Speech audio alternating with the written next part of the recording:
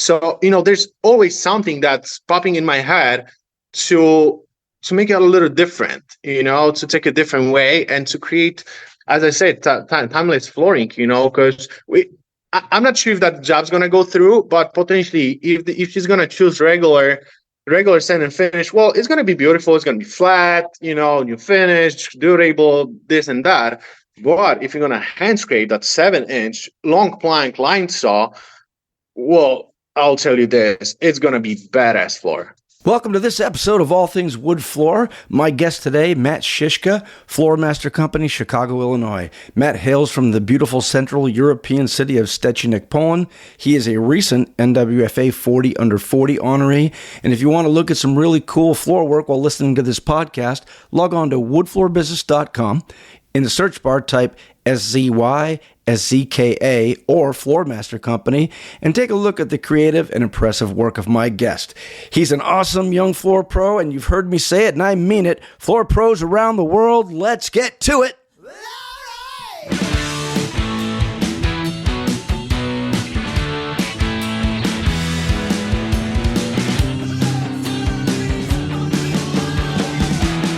See if I get this right. Witaj w moim podcast. Wspaniale jest to w końcu poznać. Witamy w nasz podcast Szyszka i drewno podłoga. Welcome to All Things Wood Floor. Was any of that accurate? Well, that was pretty good. Yeah, that was pretty good. Well, when you use Google Translator 100 times, you start to doubt. Yeah, well, it not always translated correctly. Listen, Matt Szyszka is from, am I right? Is it Szczecinek, Poland? Szczecinek, yeah. Szczecinek. A lot of A's, a lot of Z's. It is fun. I had a really tough time reading it, but the phonetics seem to be pretty good. But you were with Master Floor Company, and it's Des Plaines, Illinois. Being from another country, how did you get started in flooring in Poland, or did you come here and get started in flooring?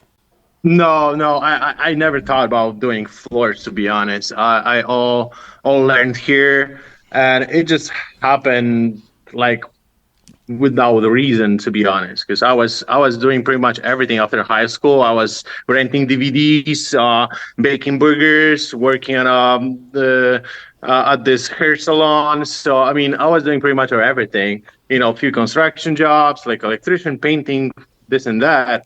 And out of the sudden, I was looking for a job, and my buddy works for this contractor, and they had a pretty huge project coming up. So they were hiring, the new young guys to just help, doing all that work.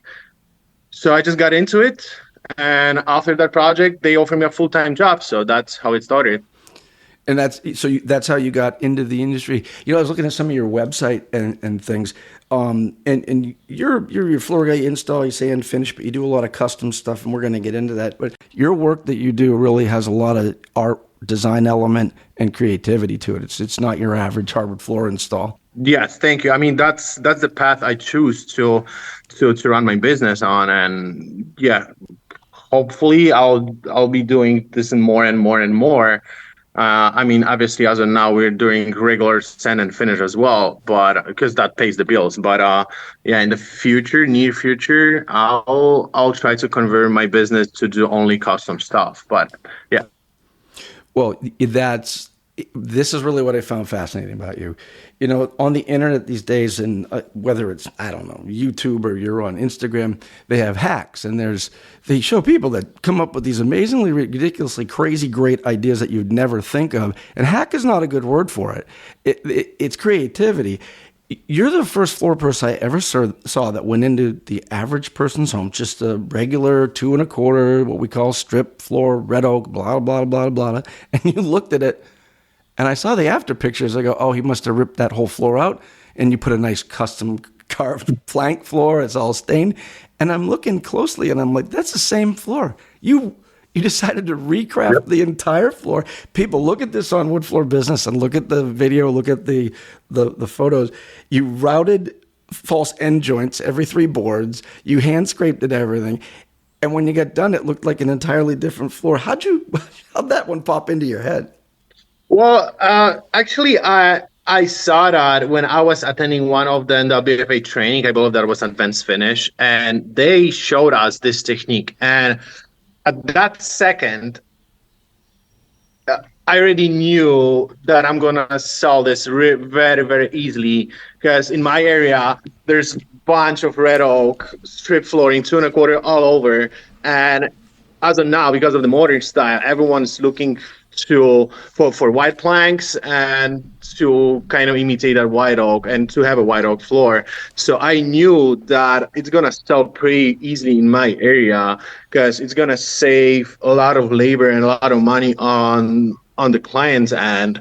And yeah, I mean, I build a board, a sample board, and I carrying this sample board to each single of my estimates. So yeah, that's how I do it. Is that something that it cost the customer a lot more, or a bit more? Well, let's put it that way.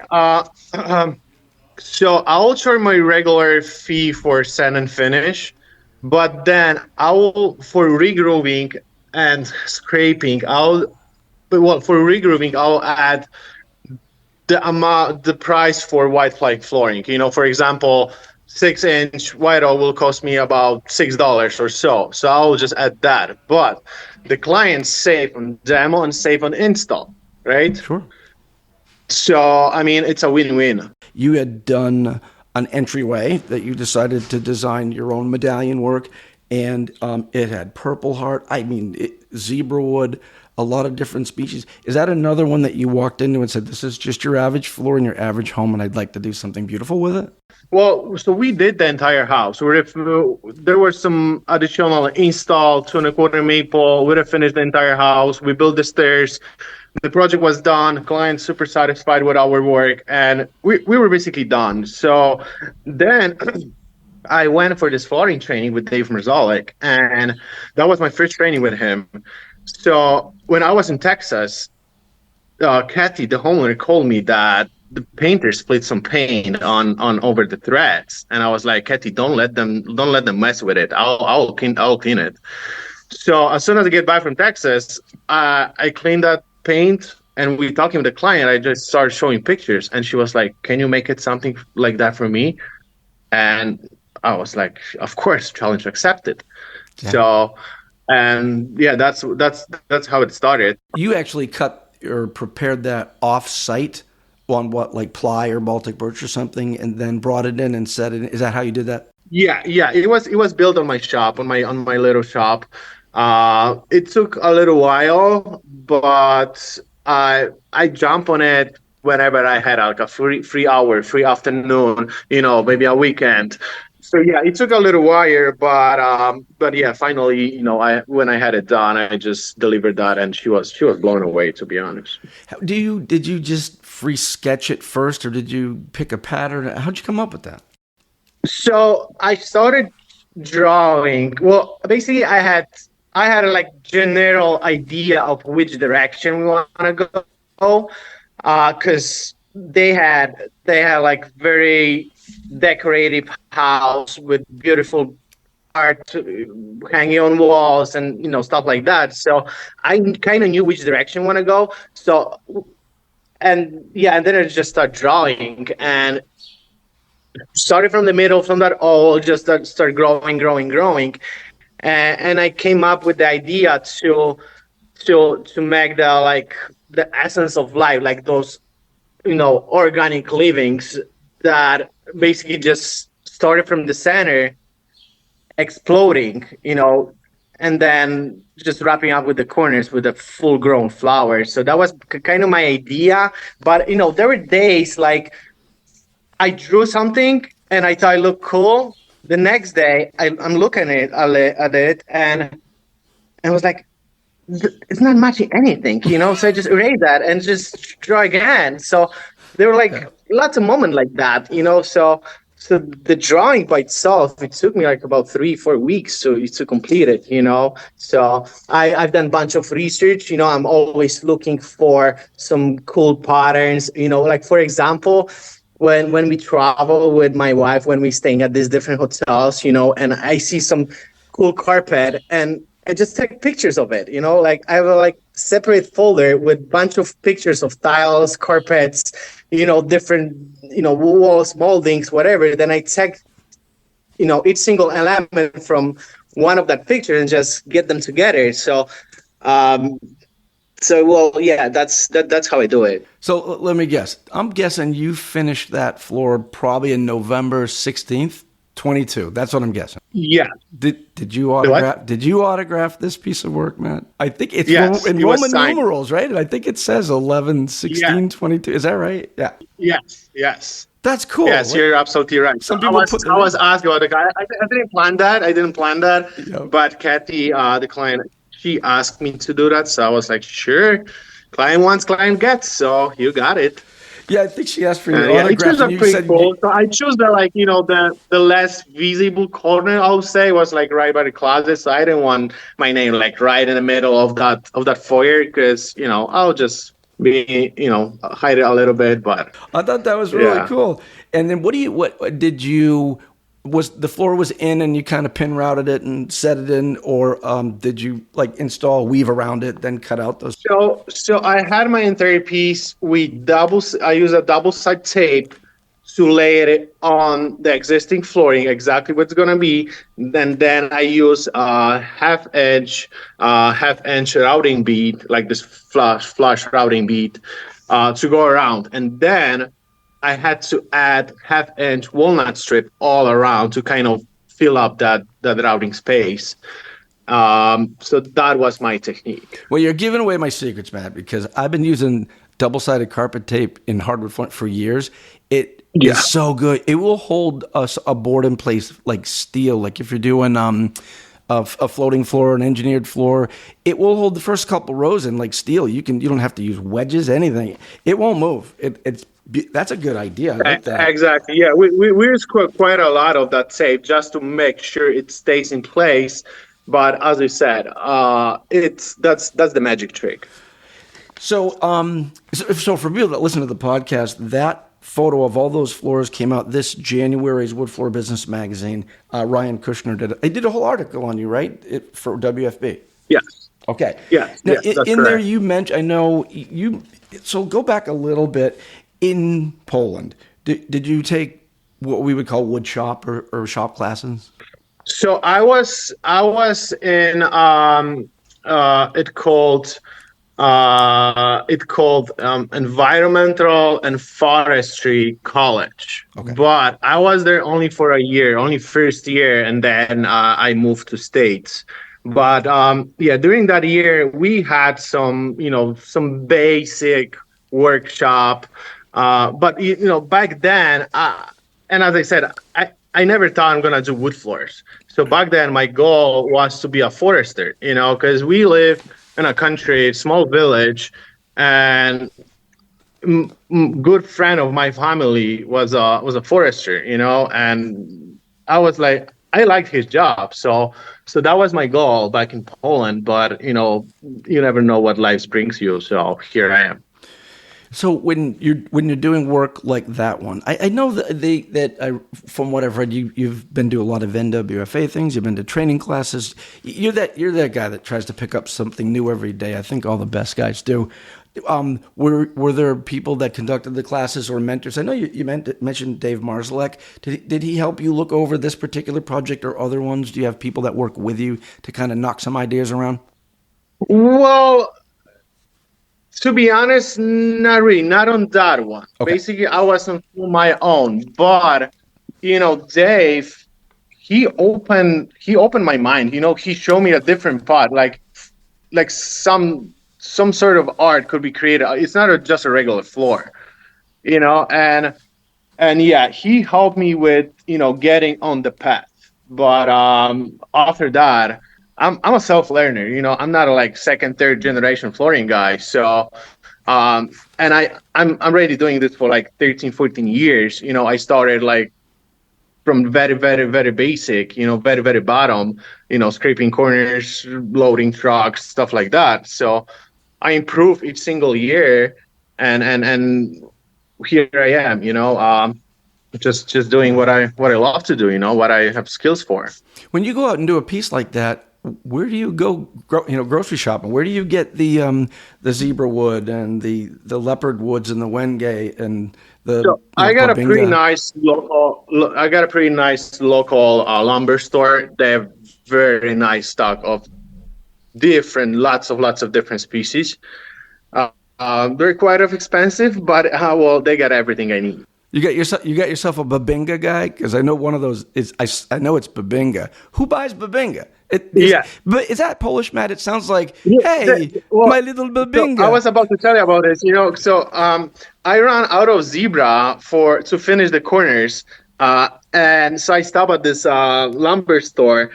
So I grabbed my zebra piece, and then I'm looking under. So they had a new delivery, and I'm looking at this beautiful reddish, orangey looking piece of lumber. I was like, what the heck is that? That's beautiful. And this guy was like, oh, it's popping. I'm like, I never heard about it, but I'm taking it. I don't know what I'm going to do with it, but it's nice. It's beautiful. So then I came up with the flowers, and I used that babinga for the flowers. So Yeah, it looked great. I still have some leftovers of that. Not sure what I'm going to do with it, but yeah, it's absolutely amazing. So that leads me to another question. I saw the babinga, but what really jumped out, and I showed it to a bunch of people in my office and all the floor guys that come in, and we all saw the Purple Heart, and I coat Purple Heart, and an hour later it's chocolate brown. How did you get that purple to pop and stay that way? So I think the key was the colors. Babinga with Wenga looks pretty awesome on a zebra background.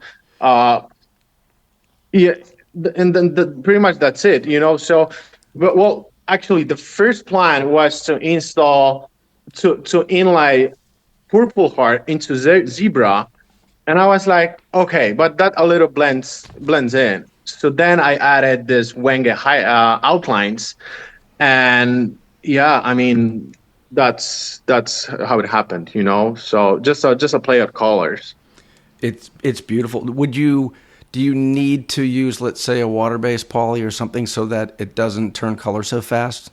Well, so what I did pretty much the same finishing method as we did on the entire flooring. So it was just a water-based sealer and two component on top. But I added UV protector to the finish coat. Well, it's not gonna stop the fading, but it's definitely gonna slow it down. Well, and the cool thing is I'm going to see the client in a few weeks. So I'm just going to check out how it's looking after, like a few months, or that was like already a year or so. But yeah, anyways. So we all know that each single species fades and change the color. So the client knew about it because I always try to educate them, about anything, all possible scenarios that could happen. But yeah, anyway, but I think even if that Purple Heart and zebra, even if those species change the color, I think it will still look good. It will it will be different, maybe slightly, but because of the color contrast, the contrast will be still there. Is that 3/4 material, or is it plain down to go on top of a ply? What is that material? Yeah, it's a quarter-inch material on half-inch ply. Okay. Good. Yes. So I also much easier to work with thinner material. Especially on the corners when I had 3 species, so I had to laminate 3 species. So imagine that. If I will have like 3/4 of each single species laminated, then glued my image on top of it and working a scroll. So, oh man, that will be tough. With that different grain direction. Different density of the wood, so it's much easier to work with quarter-inch material. Hey Wood Floor Pros, this is Kim Walgren, the longtime editor of Wood Floor Business. Entries are now open for the 2023 Ultimate Wood Floor Guy and Wood Floor Gal contest, sponsored by Lagler.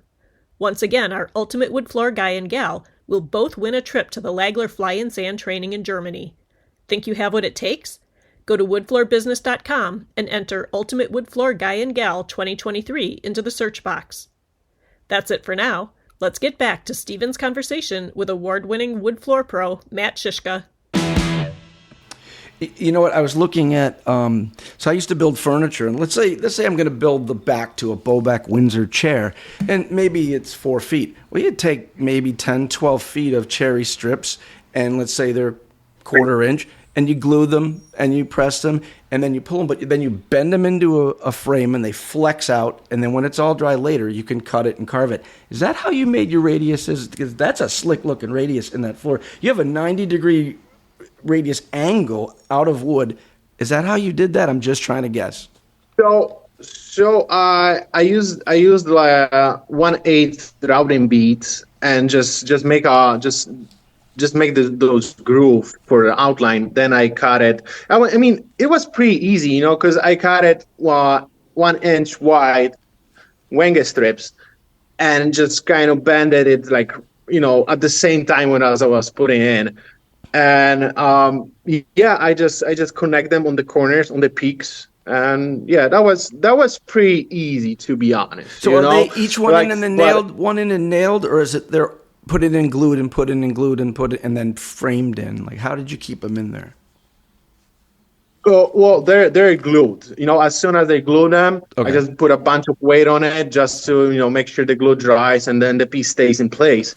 But talking about wood bending, those corners were really tricky because that's a 1/2 inch walnut, and so I cut it like 4 strips of 1/8 inch, but because of the corner, it's like pretty curved, so I had to wet the walnut first, get it on a template, completely wet.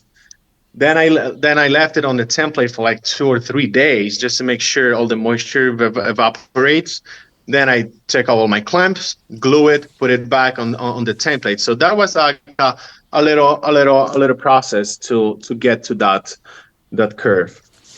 So you mentioned in one of your articles, and a lot of the younger guys now, they talk about them a lot, hard wax oils. And do you have a pretty good success using hard wax oils as opposed to, let's say, polyurethanes? I assume you use both on occasion. Yes. So I offer basically two main finishing options, which is the penetrating / hard wax oil and water-based film finishes. So, but I think the key is to educate the client because they don't know, how to maintain, how the finish performs, how to maintain it. So if I'm gonna see a busy family with lots of kids, toddlers running around with animals and heavy traffic, well, I might consider offering them a hard wax oil. Because I think I'll feel safer giving like 2-3 coats of 2-component finish. But for example, I had this situation that a few years ago I had a request to stain or to turn red oak floor into like light pastel kind of white oak looking floor. So we did bunch of samples with different products, and the one that they liked the most was a hard wax oil on a pre-treatment. So we had to apply a pre-color, then a hard wax oil on top, and it looks absolutely beautiful. It looks like exactly like a white oak light pastel creamy color. But after like few months later, I mean, the client loves the color, right? And they knew the difference between film finish, hard wax oil, how they perform, how to maintain and stuff like that. But a few months later, they calling me that the finish doesn't hold very well. So I stopped by, and it turns out, well, the finish was holding very well, but the floor was dirty, Yeah. So I just get them up, sprayed some, this is cleaning solution on their floor, clean a section. I'm like, look, the finish is still there.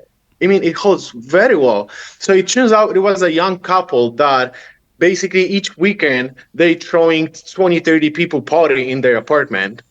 So, and they don't clean the floor pretty often. So that was the case. So, but yeah, they were blaming the finish, but I just, show them that They don't it's deserve not your the help, finish. Matt. You should tell them that you're magic. Don't give them all your secrets. Yeah, You got it. So, a lot of what you're working with, how do you know when like today is just going to be going to somebody's house and sanding and finishing a floor, or today is going to be like the day we're going to do something crafty? Well, I always try to talk to my clients to do something extra, each single one. And well, some of them approve, some of them not, but I always give it a try, always. And we install a lot of new floors. I think we install more than just go and sand and finish existing. Okay. So, there some of them are pretty open to having like maybe a border, maybe like a picture strip, maybe it's some herringbone with brass, whatever, like always something extra, maybe some decorative border by the fireplace, so and I have like bunch of pictures on my tablet that are always showing them, and well, it's a hit or miss, again, some of them approve, some of them don't, but now we are living those kind of tough time, I would say, for all those artists that trying to create something unique because of the modern style. The modern is simple, plain, straight, like, so that's a really tough time for us to sell those kind of jobs. The new kind of buzzword in design in the industry is a Szyszka floor, and I know I think I saw in Wood Floor Business you did. I think it was a chevron. I want to say it was a white oak chevron with a border, and you Szyszka a portion of it or all of it. Do you remember that one? Yes. That was, I believe, that was the 22 Wood Floor Business Design Award. Yes. But yeah, I mean, yeah, it was a pretty nice foyer. How do you Szyszka is a lime wash, right? Do you create your own little chemical for that, or do you get it from a woodworker supply shop? How do you come up with that? I just use this specific brand that they offer pre-tones, pre-colors, and then different products like Harvest oils on top of it, and that creates that serious look. So I didn't make anything special for that project. I was just using that brand that they offer already, that products to use to make it happen. What was that chevron plank, right? Like a 5-inch maybe? Yeah, it was a 5-inch chevron with 1-inch walnut strip. Wait, hey, when you're doing a solid on a chevron, do you biscuit joint it or do you spline it or what's? I'm not sure what the deal is. Spline. Each single one, it's spline. Good. Yeah. So actually, we had to fabricate that flooring because that was a last call change of order. So I just we didn't have time to wait for for the manufacturer to make it, deliver it. Sure. So I just bought a local 5-inch plank, white oak, and just cut it to to the chevron pattern, and the walnut strip was a pretty nice, because I was like, it's a nice house. Well, I've done a bunch of chevrons. It's gonna look cool, obviously, because I love chevron, but let's do something extra, So I just figured out that to separate each single white oak plank with that 1-inch walnut. So I showed that to the client. I was like, yes, approved. We want that, So, well, yes. Does it help you to be in Chicago? Like here, I'm in New Hampshire, but a lot of the really cool work will bring us into Boston, which is like an hour. And there's always seems to be some creative work to be able to be done. Chicago, I would think, would be a hotbed of having a little bit of the work that you do.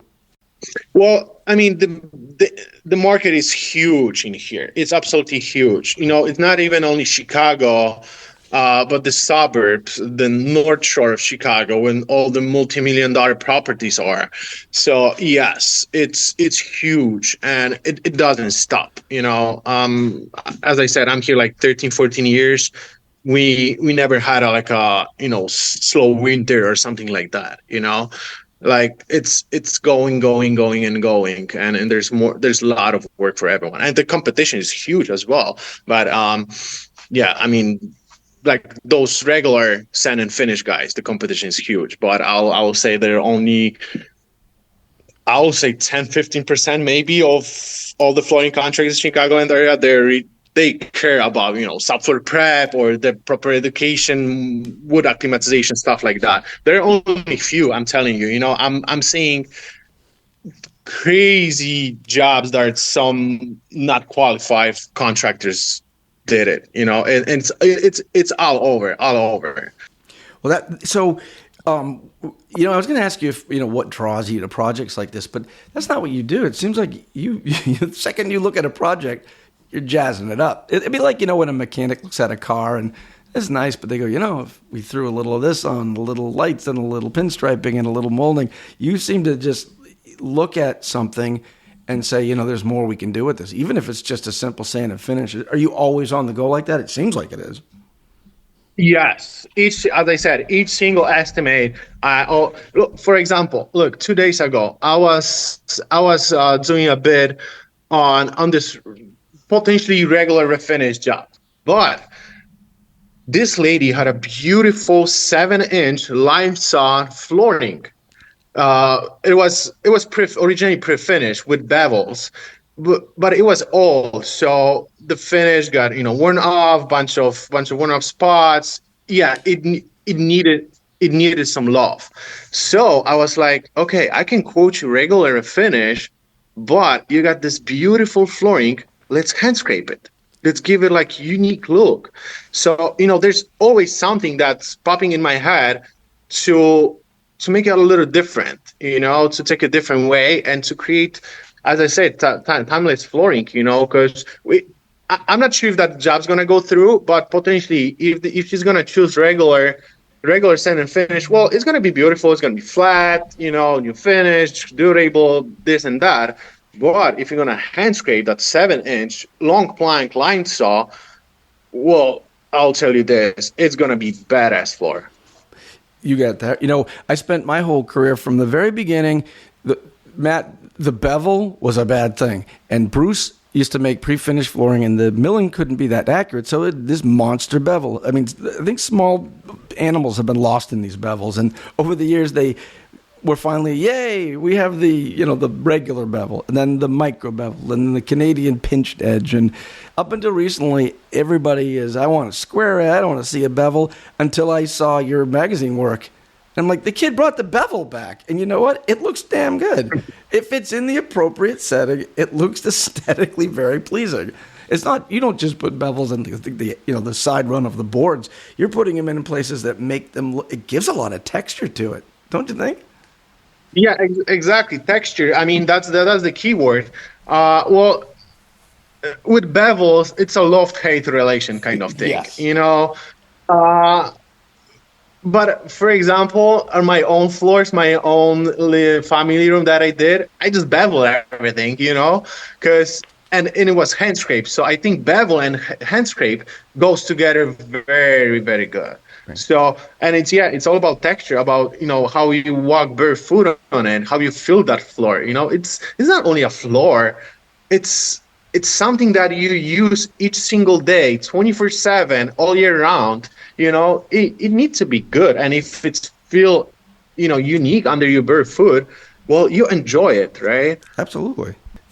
Go back a little bit when you started all this. Your father passed away recently. Was it 2019? 18. Yes. Correct. Okay. Right. And I know I read a lot of your magazine articles, and he seemed to be very integral to you. I lost my dad in 2015, my mom in 2018. And I read a little bit about your work, and you had said, it would be nice if your father would be really proud of what you were doing. And I remember when I lost my parents, there's a time period there you want to take the world on. You do. Everything. You think of them. Are they watching? Am I doing the right thing? And I read that about you. Did your father have a lot of impact on you moving forward with your craft and just saying, you know what, I got to do more than just what I'm doing? Well, Yes. I mean, well, first of all, we had a great relation with my dad. I mean, he was my dad, first of all, my best friend, my hero, my everything. So we had a very, very strong relation. And yeah, unfortunately, I mean, he was diagnosed with brain cancer, stage 4. I mean, pre-aggressive. We were fighting for 9 months or so. And yeah, in 2018, he passed away. So, after I came back from Poland from the funeral, I I came back to work, and I was like, I need some change. I was like feeling completely empty, like zero motivation to absolutely anything. So, and at that company, uh, I was basically the main guy in running the business. I wasn't a boss. I was like, collecting money, showing samples. Our boss was basically just going on estimate selling the jobs, and the rest of the work was on me and on the guys that work for. But the thing is, my brother worked for the same company, so I was like, hey, look, we need to change something. I mean, like, I need to, either I'm just gonna quit flooring and do something else, or let's do on our own and start contracting. So, and he was like, oh man, this little guy, my brother, he was super scared. I'm like, hey, where are you gonna get the jobs? What are we gonna do? I'm like, don't worry about it. We will be fine. So, and yeah, and as I said, my daughter was basically my best friend, and he used to run a construction company here in Chicago. And yeah, he knew how to do pretty much everything: plumbing, electricity, general contracting, everything. So I had some skills after him, and I he was very good of what he's doing. He's not gonna he wouldn't do like some work on 80%. He was always giving 100% to everything he does. So that's kind of how I am. Sure. Just pushing myself to the limit. Like, I know, okay, I do something, it looks good. No, it could be better. It could be better, more. So just keep going, and that's because of my father. Yes, I'm just pushing myself to the limits, and You pretty much are in a mode now where you're doing what you're doing day to day, and you're looking for these jobs and recreating them, or do you have your eyes set on something bigger, better, different? Are you planning on going after another award, or is there other things you got planned on expanding the business, or anything that's just different moving forward? well, I mean, yeah, I mean, I got a bunch of plans for the future. Like, for example, you mentioned those awards. Well, yeah, my goal is to win another one. After another one, I want to win another one. I always move forward, always. Right. So, and speaking about the business, and we do some custom work, but also we do regular sand and finish and regular basic installs. But I'm 33 now, and I give myself time till I hit 40. After I hit 40, I don't want to deal with regular stuff. I want to do only custom stuff. Right. So if that's gonna happen, great. If not, well, I'll give it like maybe another 2 years to make it happen. Sure. Like, I'll chase it until I get it. So, yeah, hopefully in the future, I'll be doing maybe 5, 6 jobs a year. That's perfect. Do you have people that work with you that want to follow in your footsteps or train and learn from you, that are like helpers or people that do projects with you? Yeah. So, yeah, coming back. Yeah, I got two young guys work for me that I'm training them to, to use the new techniques, new school kind of stuff, and basically do the floors as I want them to be done.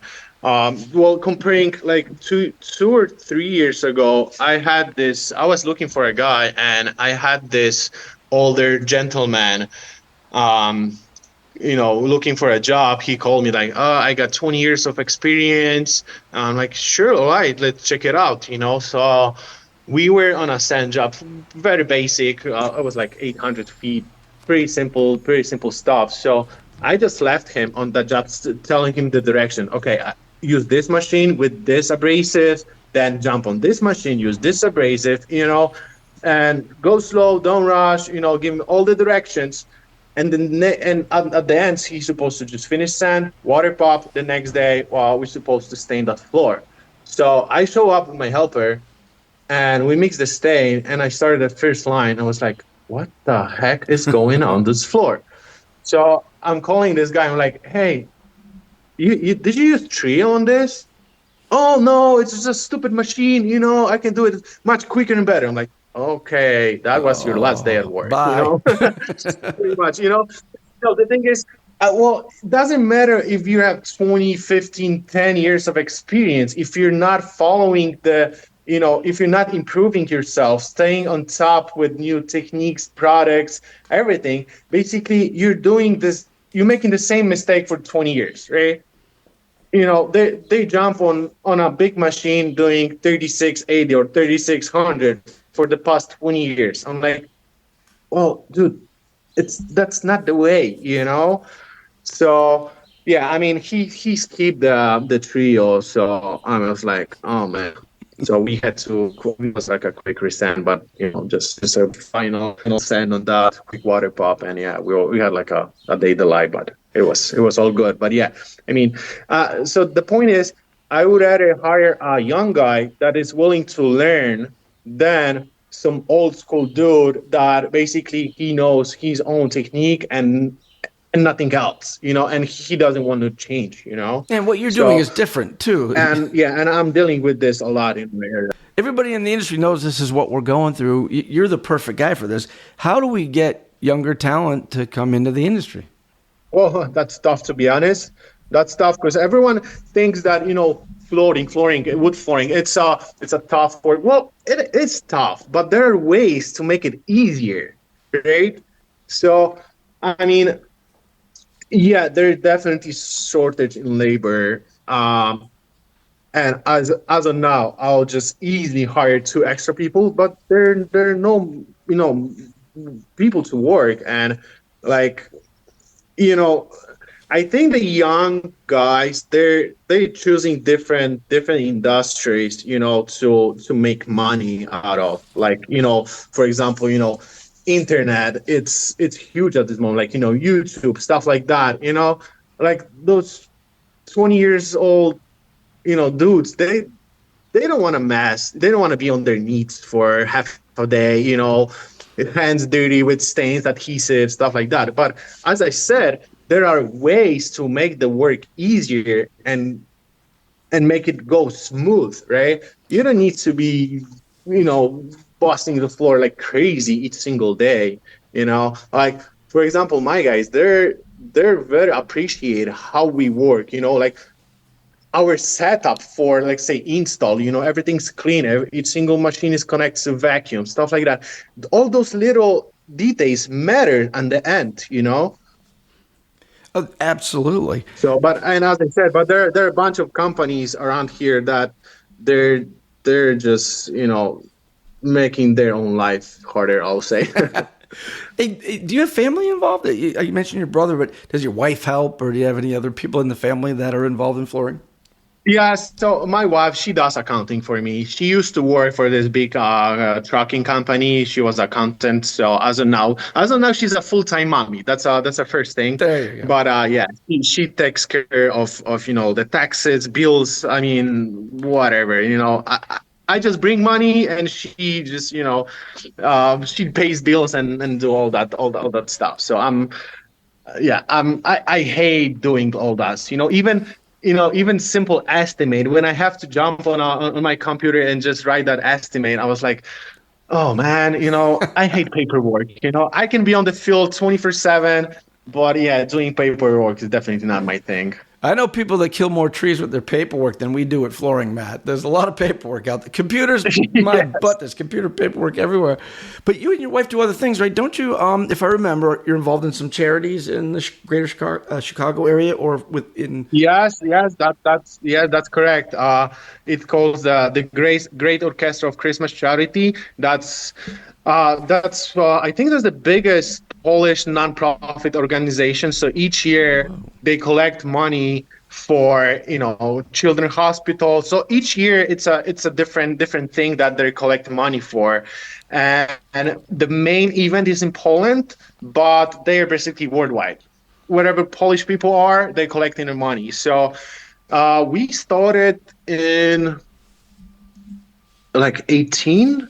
Oh no, my dad was still here, so it was like 17 or so. Okay. And yeah, each year we are with them collecting money, and yeah, it's such a nice community of volunteers, and we made a bunch of good friends, and as I said, it's a volunteer thing, so we don't make money on this. We just sacrifice our own time and just go and collect money for poor kids or on stuff like that. So, but yeah, it's great. It's absolutely great. We enjoy it every single year. But did you buy a home recently?